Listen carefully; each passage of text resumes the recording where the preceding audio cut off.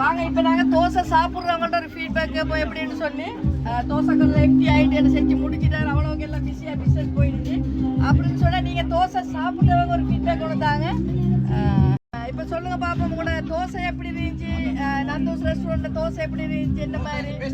பெஸ்டா இருந்துச்சு, நல்ல டேஸ்டாக மொறு மொறுன்னு நல்ல ஸ்பெஷலாக வந்துருந்துச்சு. நன்றி நன்றி நன்றி. தோசை சுட்டு தோசை கல்லுக்கிட்ட இருந்தே சாப்பிட்டு இருக்கிறாங்க, அப்படின்னு சாப்பிட்டு என்ஜாய் பண்ணுறாங்க. வாங்க காய்ஸ், நீங்களும் நந்தூஸ் ரெஸ்டாரண்ட்டுக்கு வந்து நல்லா என்ஜாய் பண்ணிட்டு போகலாம். இன்னும் வர ப்ரோக்ராம்கள் எல்லாம் அவங்க ரெஸ்டாரண்ட் வந்து நடத்துகிறாங்க. நீங்களும் வந்து இவங்களை போல என்ஜாய் பண்ணி சாப்பிட்டு ரசித்து ருசித்து மகிழுங்க எல்லாரும். இப்போ வந்து இவர் தான் தோசை ஸ்பெஷல் ஷெஃப். அப்போ நாங்கள் தோசை எப்படி இவர்கிட்ட தோசை வியாபாரங்கள் எப்படி போயிடுச்சு, நந்தூஸ் ரெஸ்டாரண்ட்டில் எவ்வளவு தூரம் தோசை செஞ்சாங்க, எவ்வளவு பிஸ்னஸ்கள் செஞ்சாங்க, என்ன மாதிரி இவங்கள்கிட்ட மக்கள் வந்தாங்கன்றதை வந்து இவர் சொல்ல போகிறாரு. கேட்பு ஒரு சின்ன ஃபீட்பேக் உண்டு. தோசை நேற்று நல்லா போச்சு. ஒரு நேற்று மட்டுமே ஒரு 300 தோசை கிட்ட போயிருக்கோம். மசாலா அப்படி நல்லா போச்சு, நல்லா ரெஸ்பான்ஸ்.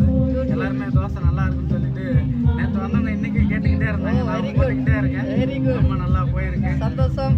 இந்த பார்ட்டி வந்ததுல ரொம்ப சந்தோஷம். எனக்கு வேலை நல்லா இருக்கும், ஜாலியாக என்ஜாய் பண்ணி வேலை செஞ்சேன். இன்னும் வாங்க எல்லாம் தோசை சாப்பிட வாங்க, நம்ம ரெஸ்டாரண்ட் வாங்க, என்ஜாய் பண்ணலாம். சந்தோஷம். ஓகே ஓகே, நன்றி நன்றி. ஓகே.